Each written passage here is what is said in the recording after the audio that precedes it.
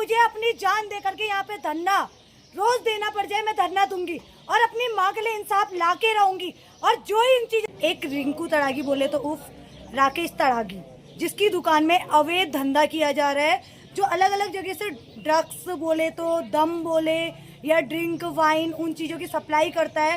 रात को 12-1 बजे तक बंदा दुकान खोल रहा है। उत्तराखंड के चंपावत से इस वक्त की सबसे बड़ी और सनसनीखेज खबर सामने आ रही है। एक मौत जिसने पूरे इलाके में हड़कंप मचा दिया है, एक बहन का आरोप जिसने कई बड़े सवाल खड़े कर दिए हैं, और एक ऐसा मामला जिसने प्रशासन और पुलिस पर सवालों की बारिश कर दी है। नमस्कार, आप देख रहे हैं उत्तराखंड हिंदी समाचार और मैं हूं आपके साथ सूरज लडवाल। मिस्टर BS बिष्ट द्वारा जो कोतवाल जी हैं, उनके द्वारा इस चीज को छुपाया जा रहा था। कुछ पॉइंट वहीं पर ही दबाए जा रहे थे, मगर मैं थोड़ा बहुत कानून के बारे में जानती थी, क्योंकि मैं भी एक गवर्नमेंट की तैयारी करती हूँ। तैयारी करने के साथ साथ मुझे ये पता है कि क्या रूल होते हैं, क्या रेगुलेशन। उन्होंने तो मेरे भाई का बिस्तरा भी छुपा के रख दिया था। वो बिस्तरा भी मैंने जब मेरे पर्सनल डॉक्टर ने मुझे इंक्वायरी दी कि यार ये भी होता है, तब जाके हमें पता चला बिस्तरा होता है। नहीं तो BS बिष्ट जी ने तो ये भी नहीं बताया था कि लैब भी होती है करके। क्यों छुपाया गया हमारे लिए? वो गैर कानूनी दुकान जल्द से जल्द बंद हो, उसको जेल में डाला जाए, उसके प्रति सख्त कार्रवाई की जाए। जो इस चीज के मामले में, इस मामले में है, उन सबको जेल में होना चाहिए। दरअसल ये मामला चंपावत जिले का है, जहां 5 मार्च की सुबह जिला मुख्यालय के भैरवा चौराहे के टैक्सी स्टैंड के पास एक युवक का शव मिलने से सनसनी फैल गई। मृतक की पहचान उमेश जोशी उर्फ सोनू के रूप में हुई।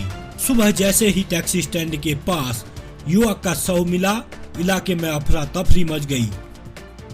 खबर जंगल की आग की तरह फैल गई और देखते ही देखते मौके पर लोगों की भीड़ जमा हो गई। परिजनों का आरोप है कि ये कोई एक सामान्य मौत नहीं बल्कि एक सुनियोजित हत्या है। परिवार ने पुलिस को लिखित तहरीर देकर हत्या की जांच की मांग की है, लेकिन मामला यही शांत नहीं हुआ। आज इस पूरे मामले ने नया मोड़ ले लिया है, जब मृतक की बहन और दर्जनों ग्रामीणों ने जिलाधिकारी कार्यालय के बाहर जोरदार प्रदर्शन शुरू कर दिया।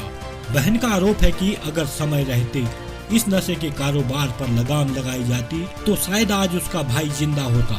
प्रदर्शन कर रहे ग्रामीणों ने प्रशासन से साफ शब्दों में मांग की है, निष्पक्ष मामले की जांच हो, दोषियों को तुरंत गिरफ्तार किया जाए और इलाके में चल रहे नशे के नेटवर्क पर सख्त कार्रवाई हो। फिलहाल यह मामला चंपावत में तूल पकड़ चुका है।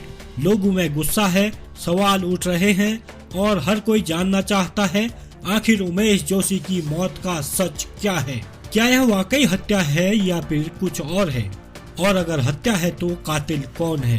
फिलहाल पुलिस जांच की बात कह रही है, लेकिन परिजन और ग्रामीण निष्पक्ष जांच की मांग कर रहे हैं। अब देखना होगा कि इस सनसनीखेज मामले में पुलिस जांच किस दिशा में जाती है और क्या उमेश जोशी के परिवार को इंसाफ मिल पाता है या नहीं। फिलहाल इस बड़ी खबर पर हमारी नजर बनी हुई है। हर अपडेट हम आप तक पहुंचाते रहेंगे।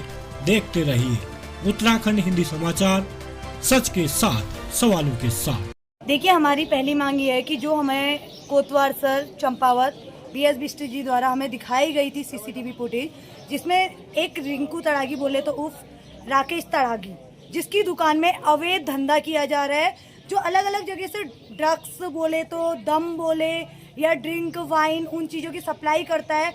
रात को 12-1 बजे तक बंदा दुकान खोल रहा है और लोगों को इस चीज़ में अपना शिकारी बना रहा है। मैं देख रही थी, हमने खुद अपनी CCTV फुटेज में मैंने अपनी आंखों से देखा है कि वो कैसी जगह से ड्रिंक वगैरह इस्तेमाल करके लोगों को सप्लाई कर रहा है, लोगों को दे रहा है और अपनी उन चीज़ों का शिकार बना रहा है। हमें उसकी दुकान बंद चाहिए। जो वो गैर कानूनी दुकान लेकर के बैठा है, उस दुकान को बंद करके उसे जेल में होना चाहिए। मगर वो आज खुलेआम लोगों से बोल रहा है कि मेरा तो इसमें हाथ नहीं है। भाई, जब हमें क्या पता चल रहा कि किसने क्या किया था? हमने तो जो CCTV फुटेज में हमें दिखाया गया है BS बिष्ट जी द्वारा, हमने वही देखा। और हम ये जानते हैं कि मेरी माँ ने एक बेटा बना के पैदा नहीं करके एक बेटी बना के पैदा किया, मगर गुड़ सारे बेटे वाले दिया है। और मैं अपनी माँ को न्याय दिला के रहूंगी, चाहे मुझे अपनी जान दे करके यहाँ पे धरना रोज देना पड़ जाए, मैं धरना दूंगी और अपनी माँ के लिए इंसाफ ला के रहूंगी। और जो इन चीज़ों के हत्यारों को छुपाने की कोशिश, चाहे वो अधिकारी हो, चाहे पुलिस प्रशासन हो, चाहे कोई हो। मैं इस हत्यारों की जड़ तक जाके रहूंगी और अपने भाई के लिए न्याय लाके रहूंगी और उन आरोपियों को जेल भिजवा के रहूंगी और मौत की सजा मौत होगी। जैसे मेरे भाई को मौत के मुंह पहुंचाया, वैसे उन सबको मैं भी मौत के मुंह पहुंचाऊंगी। मैं भी देखती हूँ कौन प्रशासन उसको बचाता है, कौन इस मामले को छुपाता है, कौन क्या करता है। मैं भी यहीं पर हूँ, वो भी यहीं पर ही है। मैं भी देखती हूँ कि कौन उनको बचाने की कोई कार्रवाई नहीं की गई है। मैं खुद बोल रही हूँ, अभी तक कोई कार्रवाई नहीं की गई थी। मिस्टर बीएस बिष्ट द्वारा जो कोतवाल जी हैं, उनके द्वारा इस चीज को छुपाया जा रहा था।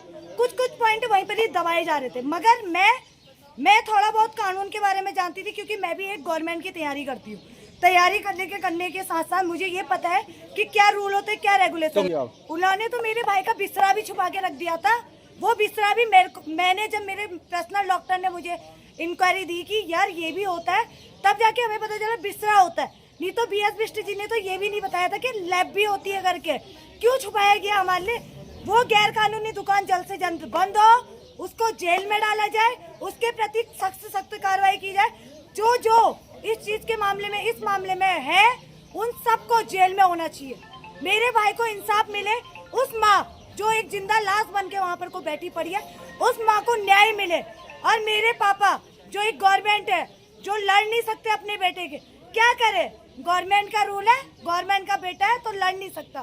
क्यों भाई, ये हक क्यों है? क्या उस बाप को अपनी औलाद जाए का गम नहीं है? क्या उसको जताने का हक नहीं है?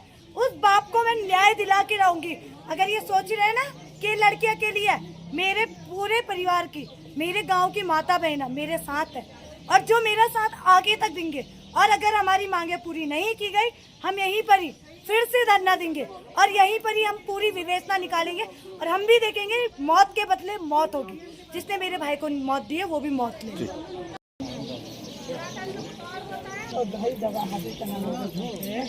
जब तक किसी भी केस में पारदर्शिता नहीं होगा तो भ्रष्टाचार कैसे खत्म हो जाएगा बताओ? जिस संविधान को बनाने में 2 वर्ष 11 माह 18 दिन का समय लगा था, उस संविधान में क्या लिखा गया था? किसी गरीब को दबाया जाए, किसी गरीब की हत्या